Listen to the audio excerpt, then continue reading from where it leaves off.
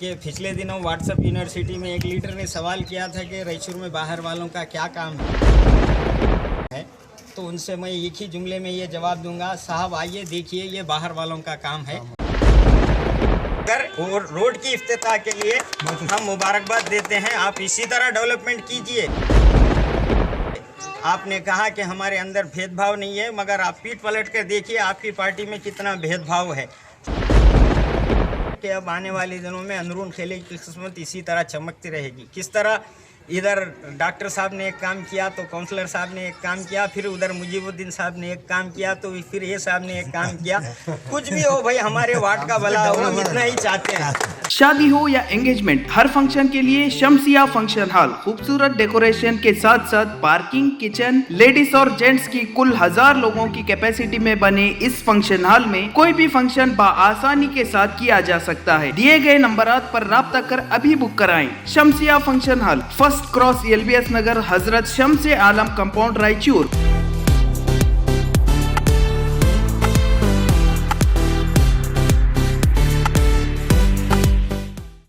नाजरीन आदाब, आप देख रहे हैं आज़ाद टीवी रायचूर। जैसे आप लोग को पता है कि हर इंसान अपने जन्मदिन पे पार्टी करना या फजूल पैसे वेस्ट करते हैं, लेकिन कुछ ऐसा देखने को मिला है कि जब आप भी देखेंगे और बोलेंगे कि अच्छी सोच और बड़ा दिल हो तो ऐसा हो, और देखने के बाद आपको भी बहुत खुशी होगी। और वो खबर ये है कि रवि बोसराज अपना जन्मदिन सेलिब्रेट नहीं करना चाहते थे, लेकिन उनके अहलिया ने वार्ड नंबर 7 के रेसिडेंट्स के लिए दिल खुश करने वाला काम किया है। उन्होंने लड़कियों का ख्याल रखते हुए JHS गर्ल्स में बाथरूम का एम्पायर अपलिस्ट किया और कहा कि साफ बाथरूम, हाइजीन ये लड़कियों की बेसिक ज़रूरत है।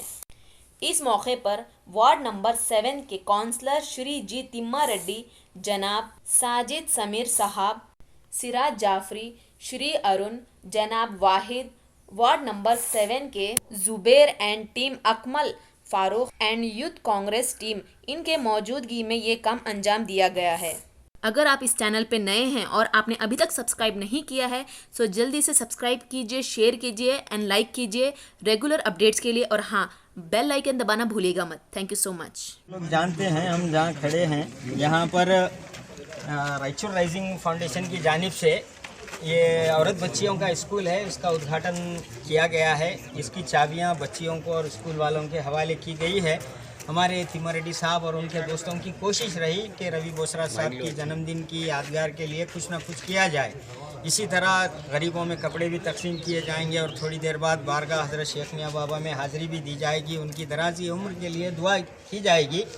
अंदर की बात ये भी मालूम किया, भाई शौचालय क्यों बनाए? नहीं, ये रवि बोसराज साहब की अहलिया की ख्वाहिश पर बनाया गया है, क्योंकि ये गर्ल्स स्कूल का है। लिहाजा उन्होंने अपनी बिरादरी यानी औरत ज़ात का ख्याल करते हुए औरत बच्चियों के लिए सही मानों में टॉयलेट, तहरत खाना, शौचालय आप कहिए, वो बनाकर आज स्कूल वालों के हैंड ओवर किया है।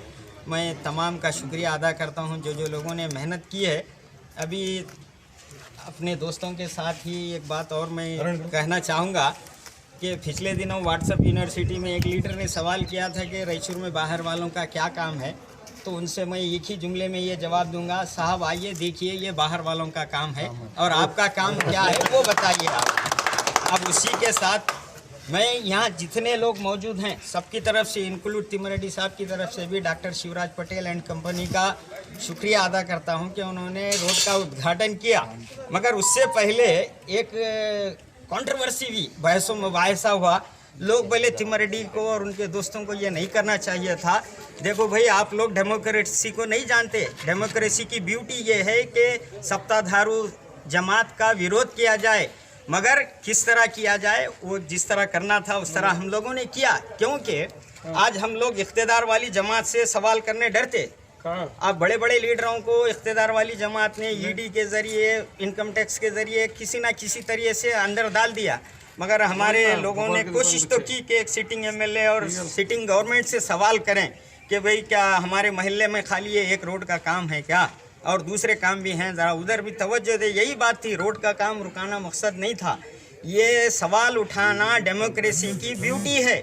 जिस तरह पार्लियामेंट में बैरिस्टर असदुद्दीन अवैसी हर बात पर गवर्नमेंट की काट करते हैं, उसी तरह तिमर रेड्डी ने और उनके दोस्तों ने भी किया है।